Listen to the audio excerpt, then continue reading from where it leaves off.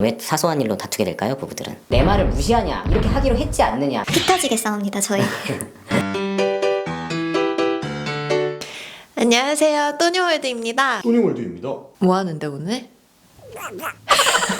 저희가 평소에 되게 안 싸우는 것처럼 보이나 봐요. 주위에서 부부싸움을 피하는 방법이라던가 하는 이유에 대해서 해달라는 지인분들이 많이 계셔가지고 그 부분에 대해서 얘기를 해보겠습니다. 저희가 왜 안 싸우겠어요? 피 터지게 싸웁니다, 저희.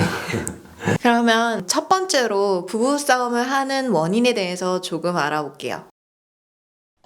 저희가 여기서 말하는 부부싸움은 한 명이 바람을 핀다거나 살인을 저질렀다거나 정말 절대적으로 한쪽이 잘못을 해서 싸우는 거를 얘기하는 게 아니고 일반적으로 부부들이 살아가면서 사소한 일로 다투는 거를 얘기를 하는 거예요. 왜 사소한 일로 다투게 될까요, 부부들은? 제가 느꼈을 때는 저가 살아온 방식이나 상대방이 살아온 방식이 다르니까 그 부분 때문에 좀 트러블이 많이 생기는 것 같아요. 예를 들면 여자분 같은 경우에는 치약을 맨 끝에서부터 짜 쓰고 남자분 같은 경우에는 치약을 중간에서부터 짜서 쓰는 거예요. 여성분은 끝에서부터 치약을 짜서 써왔기 때문에 그게 편리해진 상황이잖아요. 근데 남자분이 자꾸 중간에서부터 치약을 짜기 시작하면 여성분은 불편해지거든요. 그러면서 싸우기 시작하는 것 같아요. 그렇지. 오빠, 왜 끝에서부터 짜야지 중간에서부터 짜?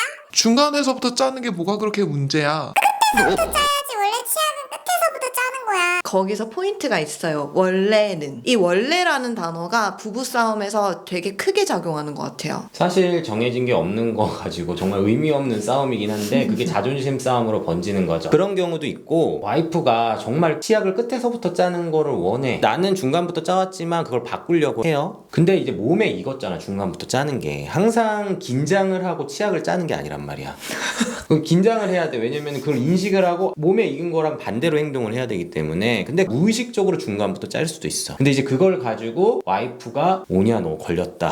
기다렸다는 듯이. 내 말을 무시하냐? 이렇게 하기로 했지 않느냐? 이렇게 나오면은 사실 남자도 노력을 하다가도 화가 날 수도 있어. 자기도 바꾸는 과정에 있는데 와이프가 그렇게 나오면 남자도 이제 마음이 이제 뒤집어지는 경우가 좀 있죠. 두 번째로는 남녀 간의 의사소통하는 과정상의 차이점이 있는데 그것을 잘 이해하지 못함으로써 발생하는 것 같아요. 예를 들자면 직장을 다니는데 와이프가 일을 하면서 남편한테 이제 문자를 보냈어요. 오늘 너무 힘들었다. 그래서 빨리 오빠 보고 싶다. 이렇게 문자를 보냈어요. 그래서 남편은 빨리 퇴근을 하고 가서 와이프의 가사 일을 도와줘야겠구나 하고 생각을 했어요. 와이프는 술 마실 준비를 하고 있는데 쓸데없이 쌓여있는 막 설거지를 하고 막 집안일을 하기 시작한 거야. 그럼 와이프가 보기엔 가사 일을 도와달라는 게 아닌데 얘기하기 싫다는 건가? 나랑 회피하는 건가? 내가 그렇게까지 얘기를 했는데 힘들다고 왜 나랑 대화를 하려고 안 하지? 근데 남자 입장에서는 와이프를 실제로 도와주기 위해서 그렇게 하는 건데 의사소통이 안 된 거지. 근데 보통은 남자들은 여자들이 그렇게 표현하는 걸 잘 못 캐치해요. 남자들은 오늘 나 힘드니까 오빠 나랑 술 한잔 마시자. 이렇게 얘기해야 알아듣지 힘들다고만 하면 자기 나름의 생각을 해서 와이프를 위해서 뭘 하려고 하거든요. 근데 그게 어긋나는 거야. 사실 와이프는 와이프 입장에서 화가 나는 거고 남편은 일을 도운 입장에서 화가 나는 거고 그렇게 해서 싸우는 경우가 되게 많아요. 그때 순간순간에 욱하고 화남을 참지 못해서 싸우는 거지. 원래 그런 얘기도 있잖아요. 왜 잘해주는 사람은 상대방이 원하는 걸 해주는 사람이 잘해주는 거지. 맞아. 그냥 자기가 생각했을 때 좋은 일을 해주는 사람은 잘해주는 게 아니야. 그 사람이 필요한 걸 해줘야 되는 거거든.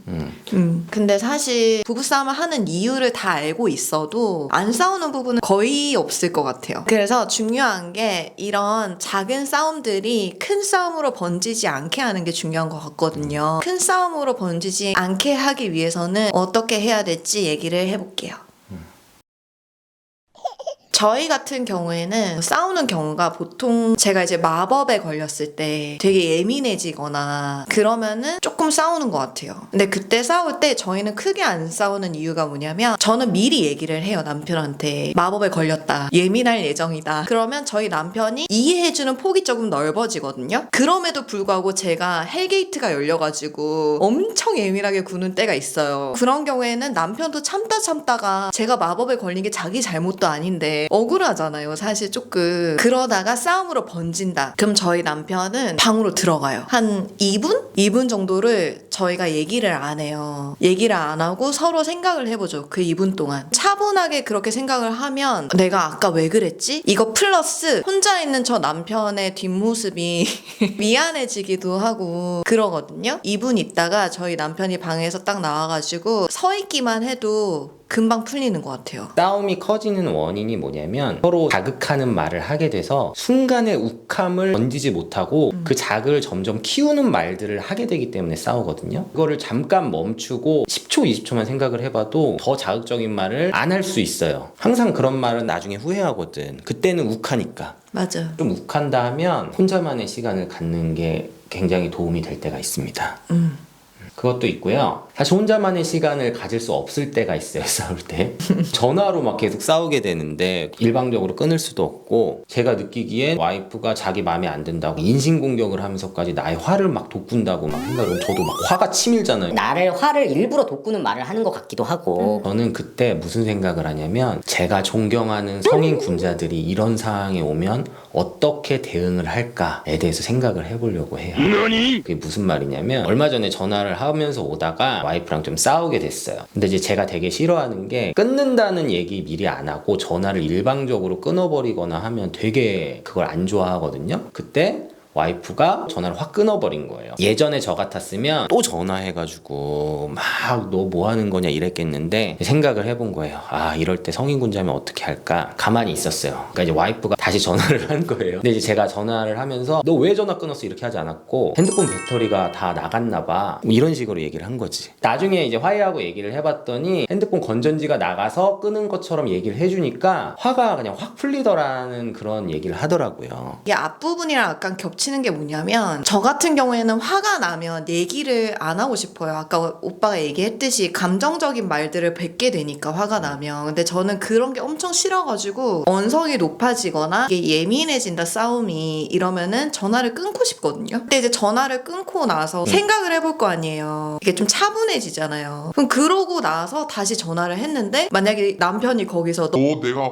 전화 끊지 마라 그랬지. 이렇게 나오면 이게 싸움이 언리미티드 계속 싸우는 거예요 진짜. 근데 거기서 남편이 성인군자 빙의해가지고 배터리가 다 나가서 그랬지. 이렇게 얘기해주면 이미 저는 그 2분 동안 침착해진 상태잖아요. 거기서 남편이 한 숟갈 더 얹어주는 거거든요, 그 침착함에. 그럼 싸움이 종결되는 거지 뭐 그냥.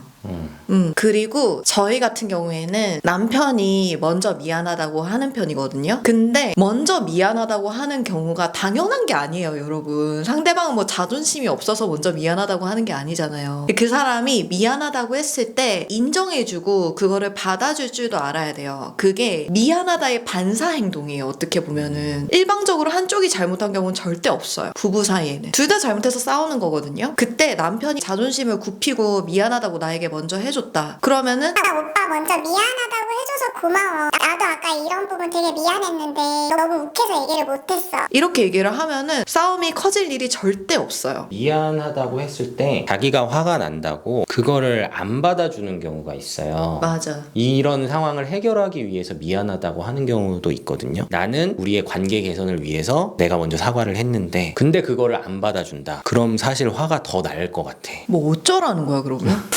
미안하다고 했잖아요. 근데 그거를 안 받아주고, 그래서 뭐가 미안한데? 뭐가 어떻게 미안한데? 오빠 저번에도 그랬잖아. 왜 똑같은 실수를 반복해? 이렇게 여자가 나와버리면 남자 쪽 입장에서는 솔직히 질리죠. 그게 남녀가 바뀌어도 마찬가지예요. 먼저 미안하다고 하는 상대편한테 뭐가 미안한데? 그래서 뭘 잘못했는데? 저번에도 그랬잖아. 제발 이것 좀 그만해. 이렇게 화를 내잖아요. 그러면은 미안하다고 한 상대방이 어떤 느낌이 들겠어요, 여러분? 기분이 좋을까요? 당연히 안 상상만 좋죠. 해도 기분이 안 좋은데. 그러니까 그런 여자 만날 상상이라도 하면 그래서 먼저 미안하다고 한 상대방에게 미안하다는 말은 진심일 수도 진심이 아닐 수도 있어요. 하지만 그 성의를 봐서라도 받아줘야 되는 그런 아량을 베푸는 게 맞다고 생각해요. 근데 정말 만약에 상대방이 진짜 같은 실수를 반복한다, 꼭 이 사람이 이러는 거를 고쳤으면 좋겠다는 생각이 들었을 때, 그때는 여러분 싸울 때 바로 얘기하지 마세요. 상대방이 개선을 어떻게 했으면 좋겠다, 이런 점을 싸우거나 화해할 당시에 얘기하는 거는 별로 좋지 않아요. 계속 더 싸우자는 걸로 생각을 하는 경우도 있어요. 그렇다고 너무 기념일 같을 때 몰아서 얘기하지 마시고요.